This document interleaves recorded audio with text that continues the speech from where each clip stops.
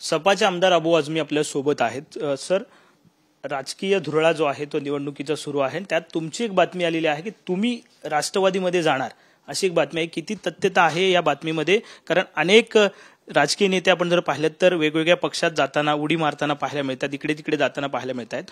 तुम्ही राष्ट्रवादीत जाणार का, नेमकं अशी बातमी आली, काय त्यामध्ये तथ्य आहे? मुझे अगर जाना होता राष्ट्रवादी में तो मैं आप लोगों को बुलाता, प्रेस कॉन्फ्रेंस करता, आपको चाय पिलाता और अनाउंस कर देता। ये अपनी मर्जी से किसी को ये सोचना कि मैं पार्टी छोड़ रहा हूँ। मैं 1995 से समाजवादी पार्टी में हूँ। मुझे मालूम है समाजवादी पार्टी महाराष्ट्र में एक स्टेट की पार्टी यूपी की है, महाराष्ट्र में इतनी ज़्यादा ग्रो नहीं कर रही है। 20-25 28 साल 30 साल हो गए, परंतु मैं एक आइडियोलॉजी वाला आदमी हूँ, एक सिद्धांत वाला इंसान हूँ। मैं सत्ता की दौड़ में नहीं रहता हूँ, बल्कि मैं सच्चाई की दौड़ में देश के संविधान के साथ खड़ा रहता हूँ। अगर जाना होता तो मैं प्रेस कॉन्फ्रेंस कर लेता। तुम्ही राष्ट्रवादीच्या मोठ्या नेत्याची भेट घेतली अशी बातमी आहे, त्या भेटीबद्दल काय? कारण त्या भेटीनंतर अशी बातमी आली की तुम्ही राष्ट्रवादीत जाणार। ऐसा है कि मैं तो आदरणीय देवेंद्र फडणवीस साहब भी मिलता हूँ, एकनाथ शिंदे साहब ने हाउस में बोला, अबू आझमी मेरे दोस्त हैं, और प्रफुल्ल पटेल जी हो गए, अजीत पवार साहब हो गए, शरद पवार साहब हो गए, सबसे मुलाकात होती है। और हमने कहा ना कि ये लड़ाई आइडियोलॉजी की है, कोई दुश्मनी आपस में नहीं है। मैं प्रफुल्ल भाई के पास गया था, दिन के उजाले में गया था, सिक्योरिटी के साथ गया था, कोई छुप के बुर्का पहन के नहीं गया था। मुझे कुछ काम था, बात करने गया था, लेकिन इससे पार्टी में आने जाने का कोई सवाल नहीं पैदा होता। ये वाला लेते हैं, इन्वर्टर एसी। आप गैम्बलर हो ना? गैम्बलर? जुआ खेलते हो ना? तुम जुआ खेलते हो? अरे नहीं, ये तो कुछ भी बोले जा रहे हैं। इतनी महंगी और नाजुक एसी खरीद कर स्टेबलाइजर नहीं लोगे तो ये जुआ नहीं हुआ तो क्या हुआ? सिर्फ एक फ्लक्चुएशन आपके इन्वर्टर एसी के पार्ट्स को डैमेज कर सकता है। उसे वी गार्ड से सुरक्षित रखिए। V guard, India's number 1 stabiliser. Samajwadi पार्टीमध्ये काही नाराजी नाट्य सुरू आहे का? कारण रईस शेख यांनी सुद्धा राजीनामा दिलेला पाहायला मिळालेला होता आणि त्यानंतर तुमची ही बातमी समोर आली। काय पक्षात नाराजी आहे पक्षावरती, काय नेमकं?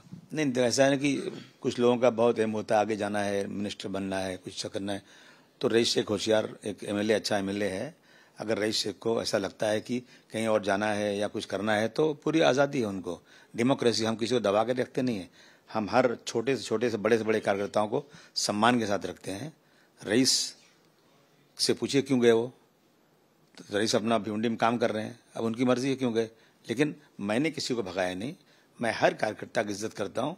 मेरे पास से आप देखिए, नवाब मलिक साहब मेरे साथ थे, हुसैन दलवाई साहब मेरे साथ थे, यूसुफ बरानी साहब मेरे साथ थे, और असलम शेख मेरे साथ थे, ये बशीर पटेल मेरे साथ थे, और भिवंडी के जो वो हैं अपना, देखिए नाम याद नहीं आ रहा है, वो एमएलए थे, हमारी पार्टी में रह चुके हैं।